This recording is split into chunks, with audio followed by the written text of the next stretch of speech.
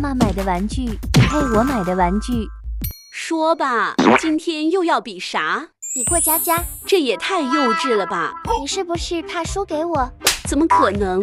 你可是我一把屎一把尿喂大的，我还怕你？行，那老规矩，输的人还是把玩具送出去。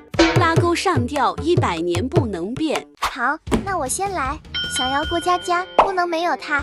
金色大波浪，身材特别棒，红色大眼睛，我对你非常有信心。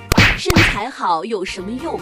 你看我的，小年纪就风靡全球的小猪佩奇，虽然他近视了，但是丝毫不影响大家对他的爱。看一眼就知道你肯定说得很快。那可不一定。看我们蓝色帽子不能乱，粉色鞋子真好看，戴上围裙和手套。今天要做什么，你们知不知道？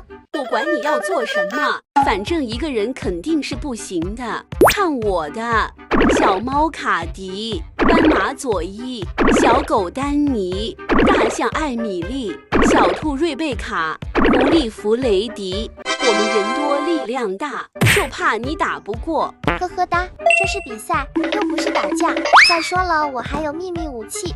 秘密武器就是个小灶台啊！你懂什么？这个叫精致，各种过家家的工具和器皿，玩起来那叫一个过瘾。我做了10几年的饭，第一次听说做饭会过瘾的。没文化真可怕。过家家当然要玩游戏啦，你看我随手搭一搭，滑滑梯就是顶呱呱。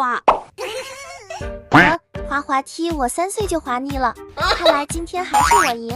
我不信。给你们看看炉柜里面藏了啥，这是巧克力酱，这是椰奶，1包小麦面包粉，还有1桶草莓鲜奶。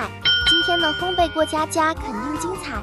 精不精彩可不是你说了算，快看我随便放一放，就成了游乐园最欢迎的无敌转一转，还有玩1天也不用投币的摇木马，大家一定要选我。我看这么多人都不够坐吧？